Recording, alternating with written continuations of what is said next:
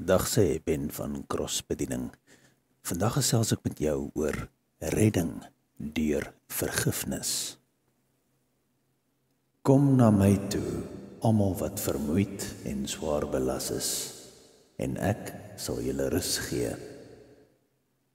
Ons almal word geraak deur die aksies van iemand anders, van iemand wat oor my skinder en valshede versprei, of my pen by die werk steel, of 'n intieme verhouding waarby die ander persoon my verneuk, tot 'n aanval wat iemand naby my se lewe kos.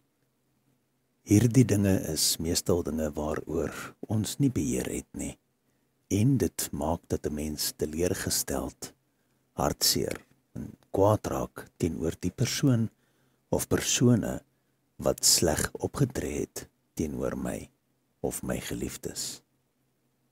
Dit is nie lekker as sulke dinge gebeur nie.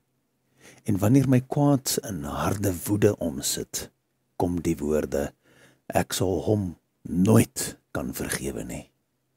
Of, wag, sy gaan haar beurt nog kry. Of selfs, as ek hom in die straat kry, is hy dood. Jy het al hierdie woorde gehoor. Dalk het jy dit al self gesê.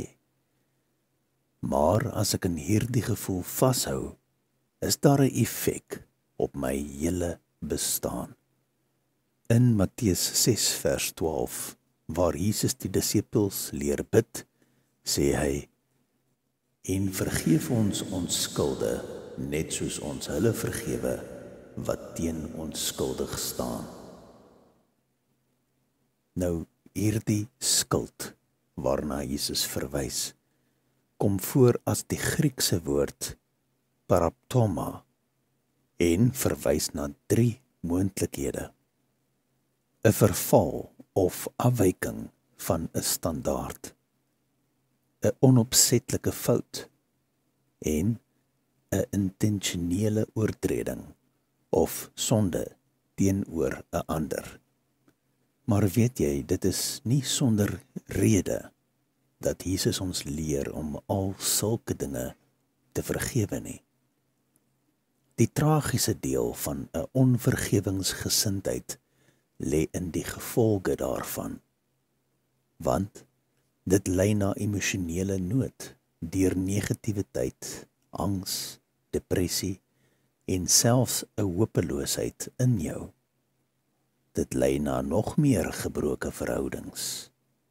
Dit lei na gesondheidsprobleme. Dit verhoed dat jy geestelik groei. En dan seker die ergste gevolg is dat 'n onvergewingsgesindheid daarna kan lei dat jy beïnvloedbaar word deur die duiwel en sy bose planne vir jou vernietiging. Want jy gee 'n prominente vasdrapplek aan Satan wanneer jy nie vergewe nie. En hierdie vasdrapplek wat jy aan die duiwel gee, omdat dit nie tydelik is nie, bring ook 'n prominente skeiding tussen jou en God. Hoor die woorde van Jesus hier in Matteus 6 vers 14 en 15 wat lees, want as julle die mense hulle oortredings vergewe, sal julle hemelse Vader julle ook vergewe. Maar as julle die mense nie vergewe nie, sal julle Vader julle ook nie julle oortredings vergewe nie. Dink 'n bietjie mooi hieroor. Dalk dink jy dat dit nie so ernstige saak voor die Here is wanneer jy nie vergewe nie.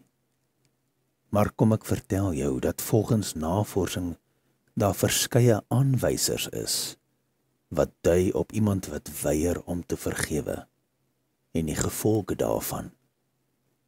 In die eerste plek het jy 'n emosionele reaksie waar 'n onvergewingsgesindheid kan omsit in bitterheid of 'n gevoel van wrok, 'n grudge of selfs 'n begeerte om wraak te neem. Dit neem jou vrymoedigheid en lus weg om te bid en Bybel te lees.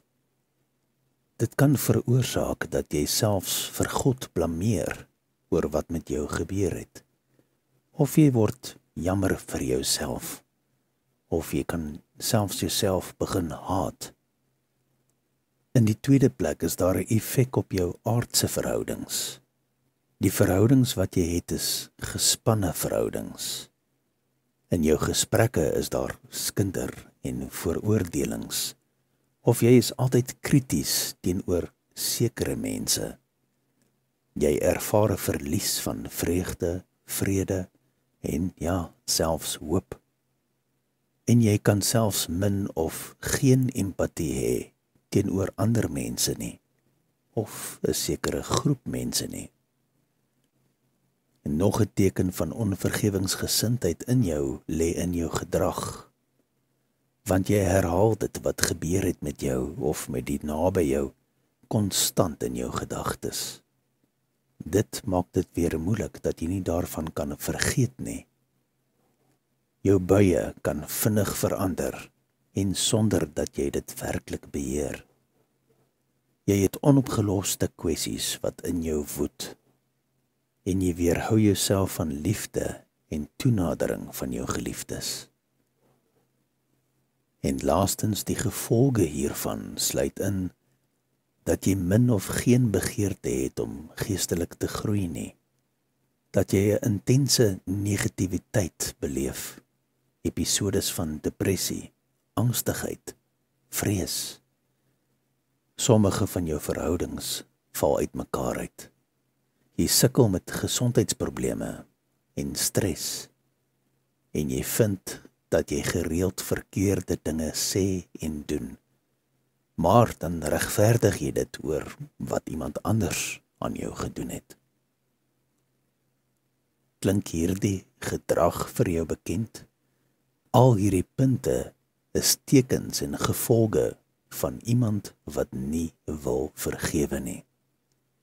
Nou, dit is nie te sê dat net een van hierdie punte beteken dat jy met 'n onvergewingsgesindheid sit nie, maar hoe langer jou lys word, hoe groter is die kans dat die tekort aan vergifnis die kern is van jou probleme. As ons weer teruggaan na Matteus 6, is daar nie enige twyfel oor God se oordeel teenoor iemand wat nie vergewe nie. Want hy sê, as jy nie vergewe nie, sal God jou nie vergewe nie. Dit is 'n skrikwekkende gedagte. Ons sondige hardkoppigheid kan ons natuurlik laat dink dat dit ook 'n besonderse harde oordeel is teenoor my, wanneer dit eintlik mos die ander persoon is wat verkeerd opgetree het. En dan hoor 'n mens hierdie vraag woed: hoekom moet ek die minste wees? Hoekom moet ek vergewe? Liewe mens, kan jy dan nie sien dat dit juis God is wat jou beskerm deur jou hierdie opdrag te gee om te vergewe nie? Het ons dan nie reeds die rowwe gevolge bespreek wat deur 'n onvergewingsgesindheid veroorsaak word nie? En as jy steeds dink hierdie is nie 'n belangrike saak nie, dink verder hieraan. Wanneer die serafs daar in Jesaja 6 na mekaar roep en sê, heilig, heilig, heilig is die Here, sit dit 'n absolute klem op daardie heiligheid van God. En hier in Matteus 6 kom Jesus en herhaal die opdrag om te vergewe 3 keer in 4 verse. En met goeie rede. Want deur om aan God gehoorsaam te wees in hierdie saak, kom God sy beloftes na. Kyk net hierna.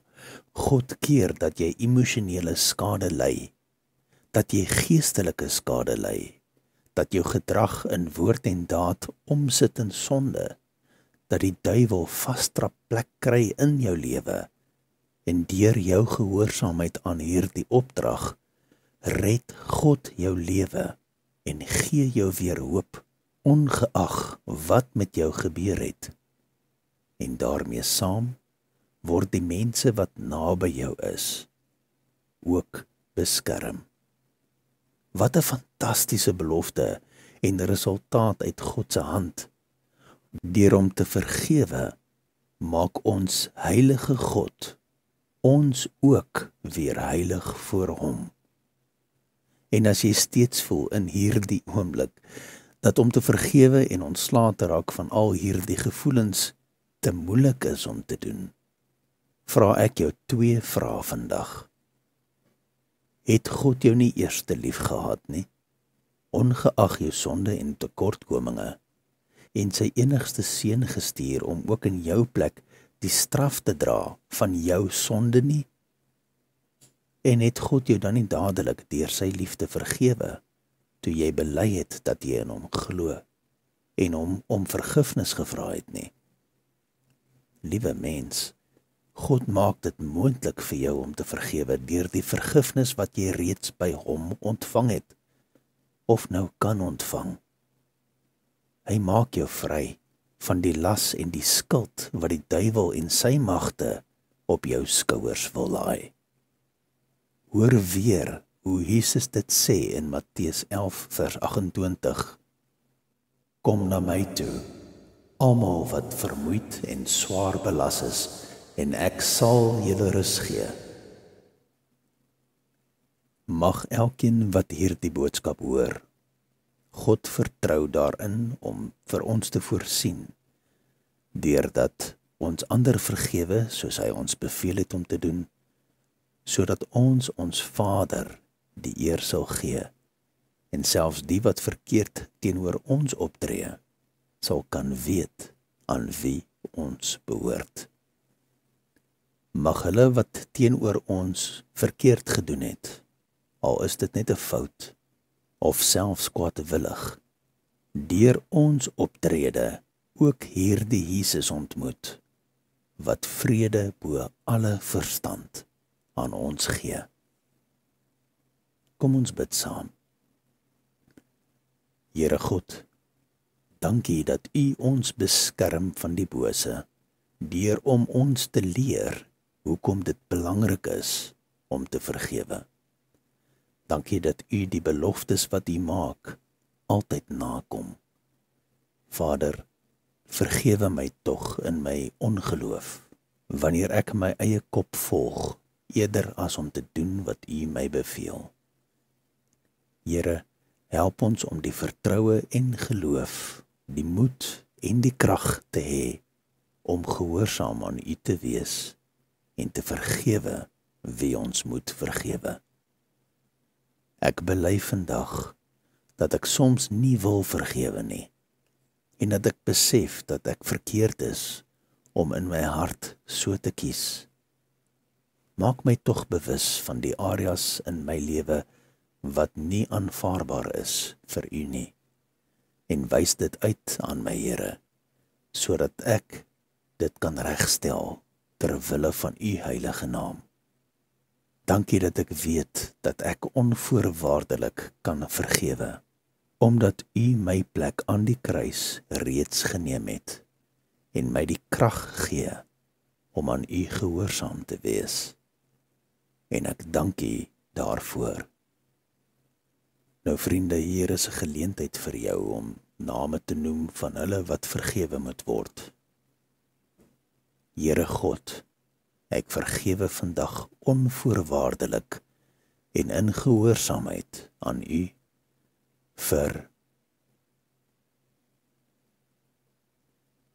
Here, dankie dat ek kan wegstap van hierdie las, want ek sit die ligte las wat U vir my gee op my skouers. Ek bid ook U seën af op die wat teenoor my verkeerd gedoen het, sodat hulle ook kan sien wie U is, voor U sal buig en aan U die eer sal gee. Dankie dat U my vrymaak en red van die gevolge van 'n onvergewingsgesindheid. In Jesus se naam alleen. Amen.